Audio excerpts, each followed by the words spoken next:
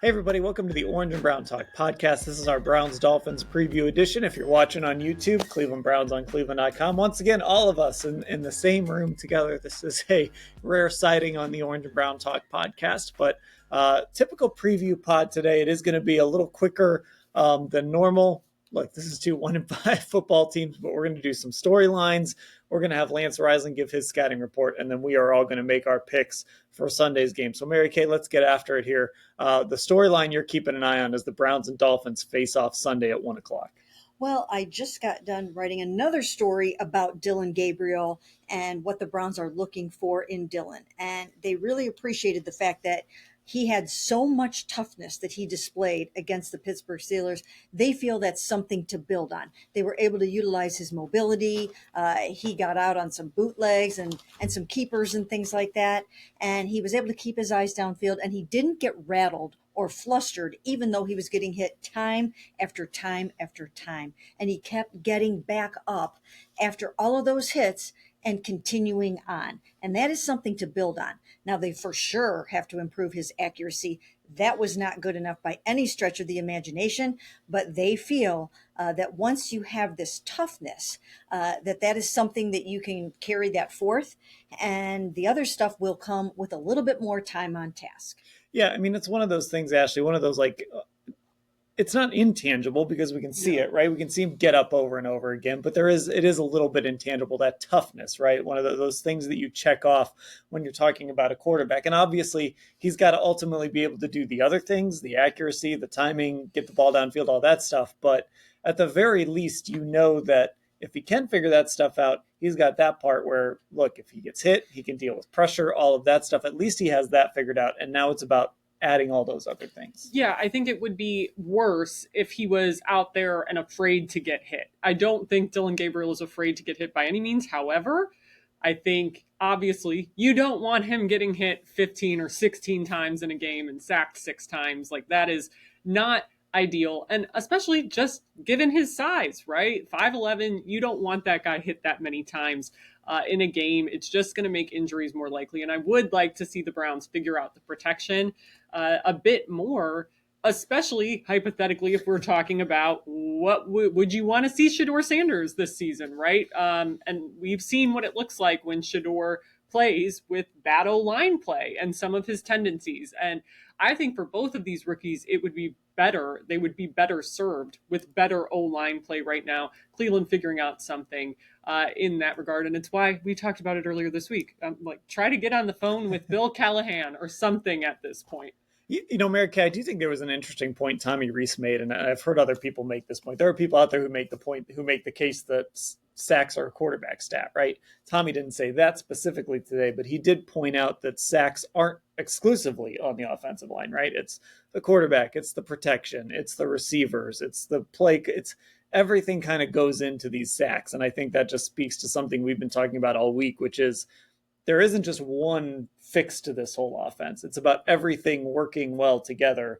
And if they can get all of those things figured out, easier said than done, that would help maybe get Dillon a little more time and give him a little more opportunity. It really will. And again, we've talked about this all week. This could be a get right game for them. They're going against a very inferior defense, one that is 30th overall, 32nd against the run, 20th against the pass. Now, they do have some good edge rushers. They are going to bring a lot of pressure. They are going to be aggressive. But I do think that this is a game where Quinshawn should be able to run the ball once again against that 32nd ranked run defense, and that helps everything. And then when you talk about the pass protection being a global thing, you've got to have your tight ends blocking, you've got to have your backs picking up the blitz and all those kinds of things. Now, that could be a little bit of a problem this week because David Njoku might not play, and he's their best blocking tight end, and he's their chipper. He helps pick up that blitz and all of those kinds of things. I mean, that's why they want him to be at the 267 pounds that he is right now, which to us sometimes seems a little big for him when you want him out on routes, catching passes the way that we've seen him do all these years. He just looks a little thick for that, but that's what they want him to do. They want him to be able to be that tough blocking guy. So we'll have to see if he can play this weekend, and that will help. And also, can Jack Conklin play this weekend? He missed practice again with a concussion. So if those two guys are out, it's going to be a little bit more challenging. Once again, this is not the Pittsburgh Steelers defense in Pittsburgh. Yeah, so Ashley, let's get to your storyline because it has a lot to do with the success of this passing game and whether the Browns will have to lean on that run game as well. Yeah, I mean, maybe it just speaks to the fact that these are 2 1-5 football teams that this is my storyline, but I do think it's important because it's the weather. And right now I pulled up the Weather Channel. So as of 5:45 p.m. here on Thursday, lows of 51, highs of 69, like about an 88% chance of rainfall. I'm seeing winds up to 30 miles an hour. So certainly not ideal. And look, people always talk about the Dolphins and the weather. We know they typically don't do well in cold weather games. However, they did, obviously do okay against the Browns here in a December game last year. And I think just overall, it's going to be a battle of the run, right? Or if somebody can figure out how to pass in those elements. So it's the fact, as Mary Kay said, they have the worst run defense Miami does currently. I think there's going to be some opportunities. However, you think back to some other bad weather games. I think about the New Orleans game in 2022 on Christmas Eve where it was so cold and New Orleans came in and had a pretty good day running the ball against the Browns. And also a sneaky factor in this game, obviously, well, not so sneaky, but Andre Schmidt is going to finally kick in some bad weather at Huntington Bank Field. So also an element to watch with this. Yeah, that's interesting. I wonder how much bad weather he's kicked in because he went to Syracuse, but that was indoors.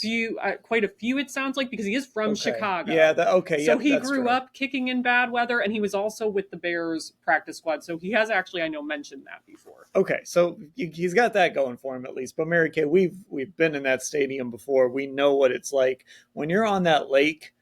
I mean, even Joel Bitonio said it today. Like, that weather can change not just hour to hour. It can change minute to minute. It can be sunny. It can be sunny when the Dolphins have the ball and then pouring rain when the Browns have the ball. You just don't, on a day like what's getting predicted Sunday, you really can't predict what it's going to be like. No, you can't. Remember when Kareem Hunt once said about 4 seasons actually happened right in one football game? And sometimes it does feel like that at Huntington Bank Field. But you're looking at 2 quarterbacks. You've got 2 lefty quarterbacks from balmy Hawaii, right? So both of these guys grew up in wonderful warm climates.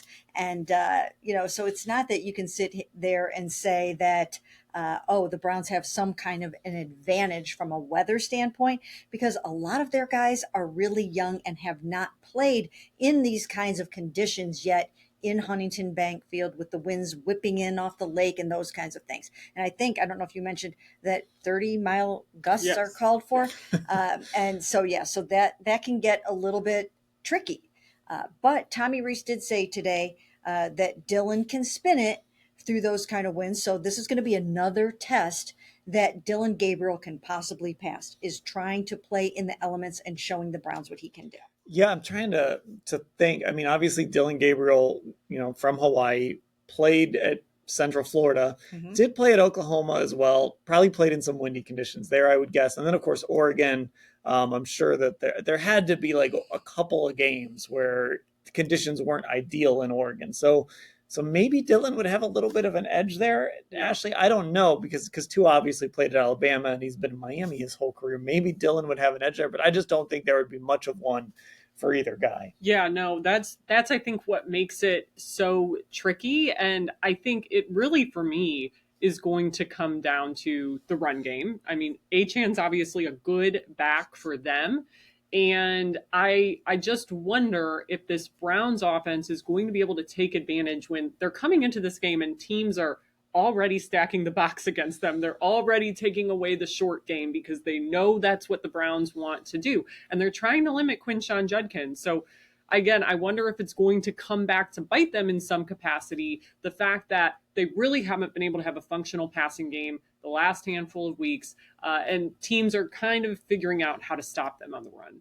Okay, so we've kind of danced around it a little bit. So my storyline is the run game. And I guess on a bigger scale, the ability of this football team to maybe impose their will, right? In these conditions with this running game, with Quinshon Judkins and this interior of the offensive line that Mike Tomlin spent all week praising last week. And you even mentioned again on Monday how important it was, Joel Bitonio, Wyatt Teller, Ethan Posick, to control that line of scrimmage against those guys.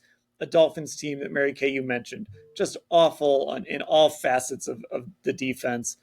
Can this team impose their will on the Dolphins and win this game the way the Cleveland Browns want to win it? I think not just winning, but winning that way would go a long ways towards feeling a little better about maybe where this team is headed over the next month and a half. And maybe they can get a few more wins. Maybe they can stack some wins if they come out in this game, show like, hey, this is Cleveland Browns football. This is how we play. You don't come into Huntington Bank Field in this weather and beat us. We're just going to run on you because we know your run defense stinks. Maybe you get that passing game going a little bit as a result. This is an opportunity for the Browns team to maybe put a few narratives to bed. It's not going to change. Obviously, you have to do more than just beat the Dolphins if we really want to start talking about if something could change this season. But it would at least be a start. It would absolutely be a start. And you do want to play Cleveland Browns football on the lakefront against this football team on Sunday. That's what they have to do. And they don't just have to do it with the normal blockers that they have. They can use Aiden Huntington like they often do, and they will again, and they should. And they can go jumbo with KT Leviston and do some of the things that they do that way. So I think they're going to have to do that, and they're going to have to beat those stacked boxes. And I think Jerome Ford, I think you can use Jerome Ford too as a nice changeup. I really think that you can do that because I think he's got plenty left in the tank. And I do think that there are times when Quinshon needs a blow and Jerome can come in and get those tough yards for you. And then also maybe a little bit of Dylan Sampson.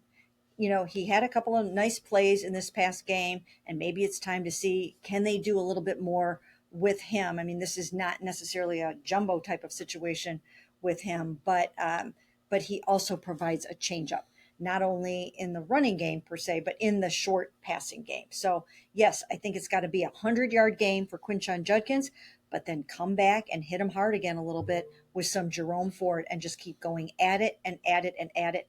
Take that pressure off of your rookie quarterback. Don't let him be out there getting hit, and control the line of scrimmage and the time of possession. And I know there was at least one snap last week where they had Quinshon and Dylan Sampson on the field together. And they did some different formations. Like you mentioned, you've got Aiden Huntington, KT Leviston, Luke Whippler, Blake Whiteheart, if he's moved up that tight end depth chart because David Njoku's not out there, they can put him at fullback. They can do a lot of different things. And Ashley, I do think we're going to see them do that against this Dolphins team and try and play a little bully ball. You can't bully ball the Pittsburgh Steelers. No. You should be able to bully ball the Dolphins. You really should. And I honestly think those jumbo packages are where the Browns have been the most creative this season. I mean, look, they're using Aiden Huntington, a rookie edge rusher, basically out there in terms of the creativity. So I do think that it's going to be important to try that. You want to try to bully this team and take away their will early when it's bad weather. You're both 1-5. You have to find any kind of edge you can if you are the Browns, and I think this might be it. Okay, we are going to take a break here on the Orange and Brown Talk podcast. Lance Reisland is going to give us his Dolphins scouting report. Then we'll be back at the very end to make our picks for Sunday's game against the Dolphins.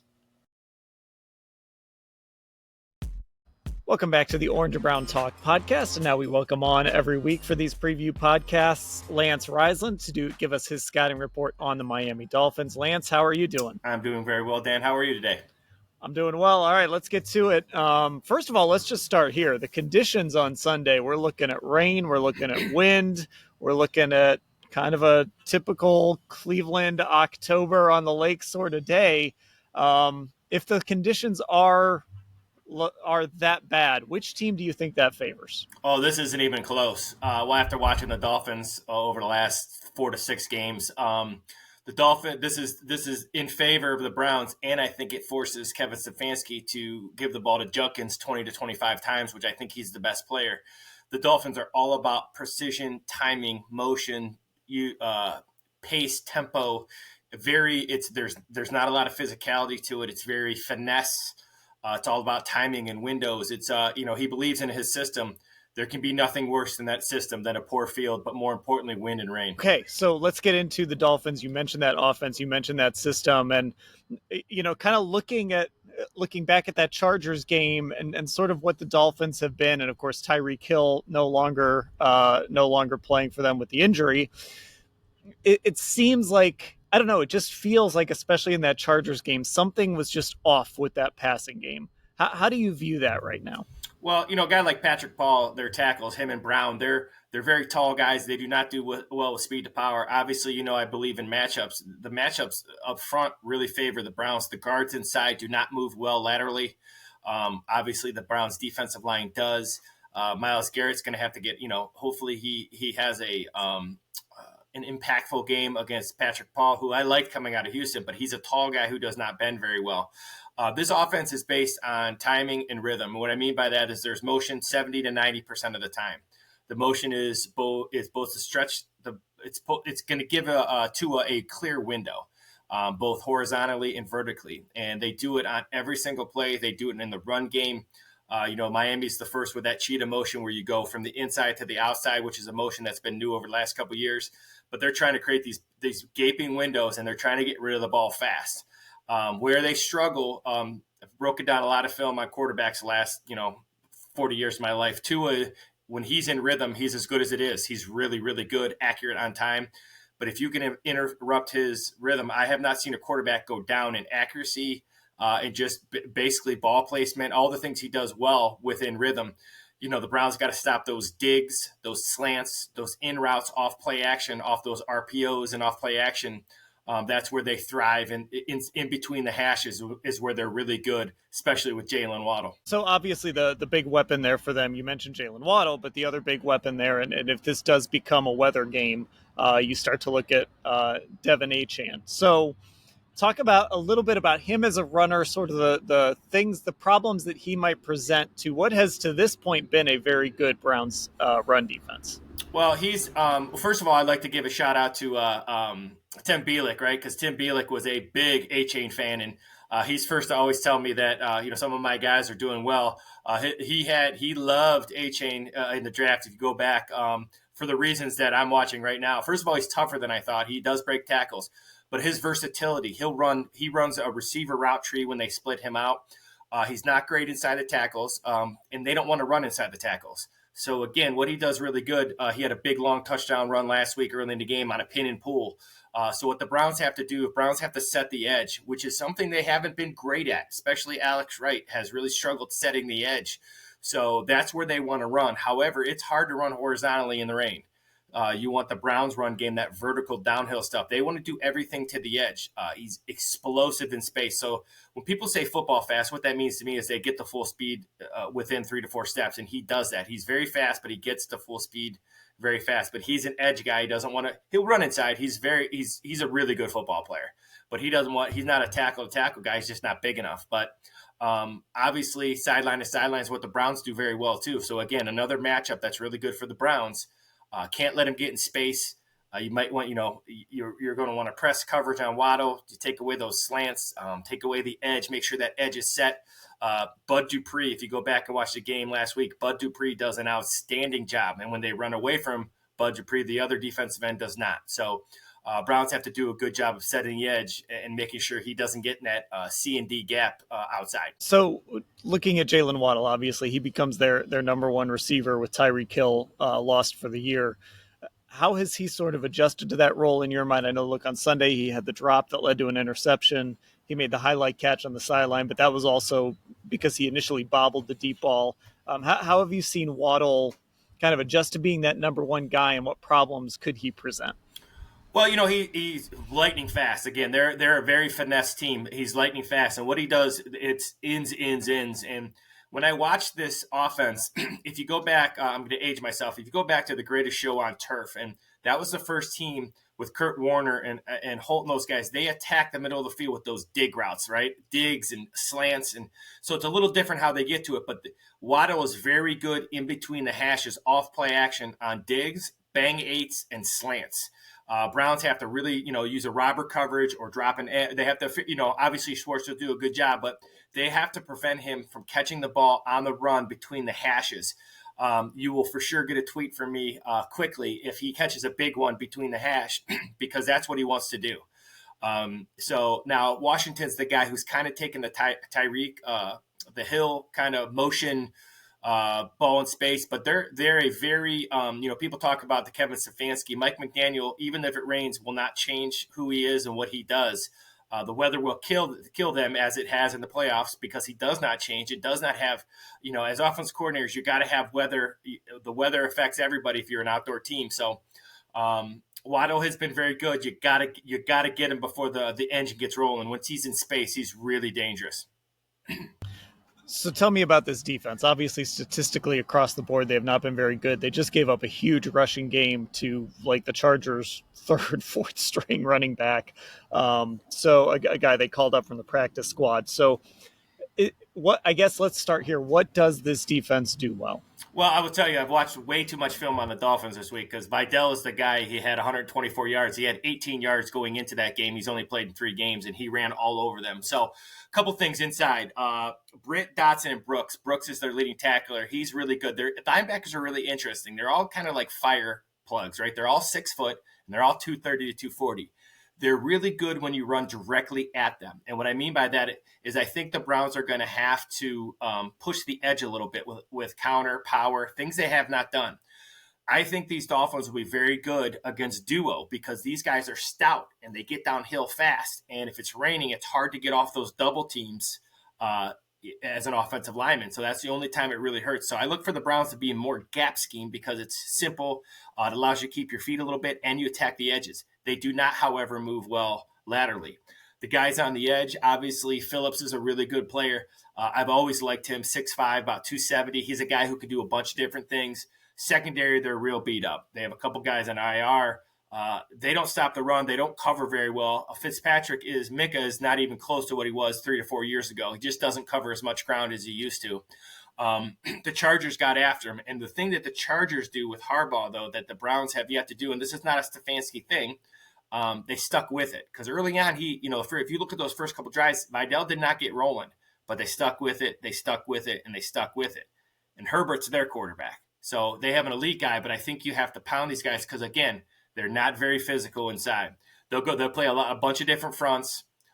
Kenneth Grant, the kid out of Michigan, who I really like behind Mason Graham, he has not played very well. Last week was his best game, but he had a couple really bad games that I watched, just getting double teamed into the ground. So this is not a great run team. I think their linebackers are pretty good players. Britt's a pretty good player.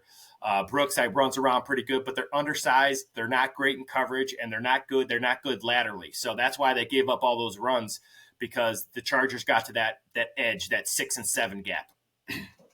So obviously, I know the answer to this question changes if the conditions actually live up to what they might be. If it's windy, if it's rainy, especially the wind when we talk about the passing game. But if they are able to throw the ball in the conditions, is this the type of defense that the Browns can kind of get their passing game figured out against and kind of get going again a little bit here?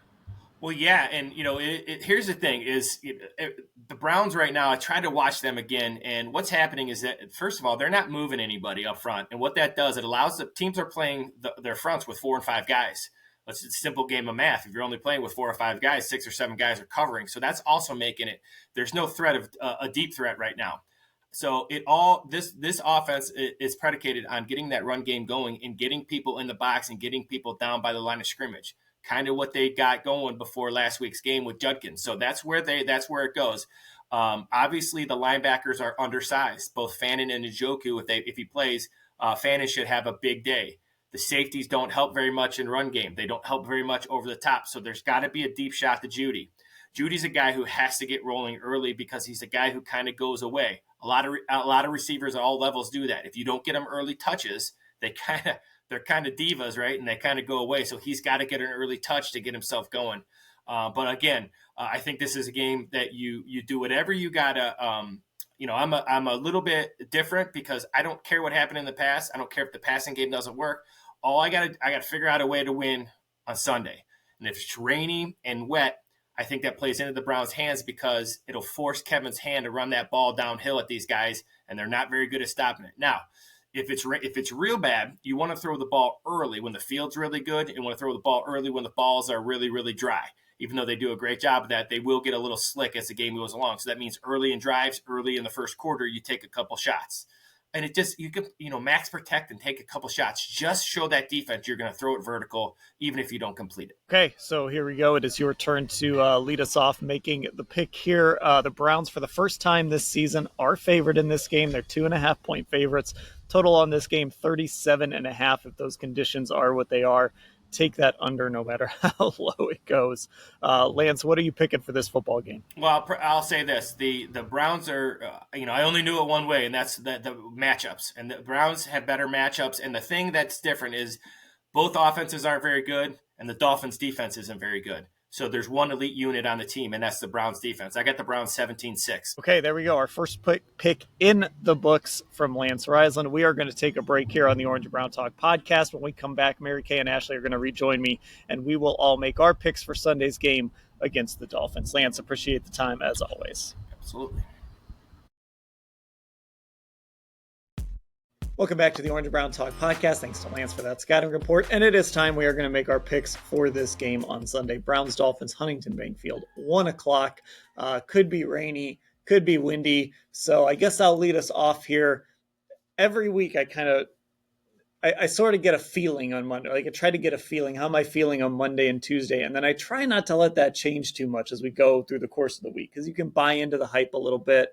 Maybe somebody will say something that talks you into it, whatever it is. And I'll just say this is one of the first weeks where I kind of came into it like, I think the Browns are going to win Sunday. And nothing has really changed my mind about that. Now, can the Dolphins run the ball with Devin Achane? Maybe. Can that quick passing game hurt the Browns? Like it neutralizes Myles Garrett. It neutralizes that pass rush. Sure, I could see how maybe the Dolphins win this game. But this just goes back to what we've been talking about this week. I think we talked about it on the pod on Wednesday or Tuesday. Like, just be the better football team. Right? Like, you should be better than the Miami Dolphins, I would think. And against that defense, them coming into your house in this weather, you've got to beat this football team. So I am going to pick the Browns. This is the first time they've been favored all year. I looked at the total when I was talking to Lance. It was like 37.5. That would be a lot of points, and if the conditions are what they're going to be. So I'm going to pick a low-scoring game. I don't think this will be any indication that the offense can be good and not score a lot of points in this weather. So I'm going to pick the Browns to win this game over the Dolphins. I'm going to go 16-9. I hope I didn't steal that score from Lance. Maybe I did. Maybe Lance and I have the same score because I just heard him predict that. I'm going to go, but anyway, I guess I agree with Lance. Browns 16, Dolphins 9 on Sunday. Ashley, what do you got? Yeah, I feel like I'm in a similar spot. And the thing that I've been thinking about all week, loyal listeners of the pod will remember this was my thing to watch on Tuesday, is the idea that I feel like both these teams have been, kind of messes in their own ways this year. In the Browns case, it's mostly offensively. But I feel like the Dolphins are a bigger mess right now. Like, I feel like when a storyline coming into the week is the quarterback calling out his teammates, and, there's been multiple storylines with them about players-only meetings, the Browns just seem a bit more steady and composed at 1-5. And I think they have a really good running back in Quinshon Judkins, and they're playing the league's worst running defense. And the Browns still have a really good defense. So, all those things considered, I'm also going to pick the Browns. Again, not going to pick them to score more than 20 points until they actually do it. So I'll also go kind of a weird score here. I'm going to go Browns 17, Dolphins 11. Let's say 11. Mary Kay, I'm going to make a prediction for your prediction. I'm feeling a clean sweep this week. Clean sweep. And we can all take a little victory lap because we were all right last week. That's true. So we were right. And let's hope for our sake that we're going to be all right again this week. So yes, I am picking the Browns to win this game because I think when you look at these two teams, again, it's a game of matchups. And I think the Browns defense should be able to handle the Dolphins offense right now. And I think the Browns very challenged offense matches up okay against one of the worst defenses in the NFL. So the strength of the Browns defense should carry them this game. That's what I see happening. Again, kind of a low scoring game that I'll pick as well. I have Browns 17, Dolphins 13.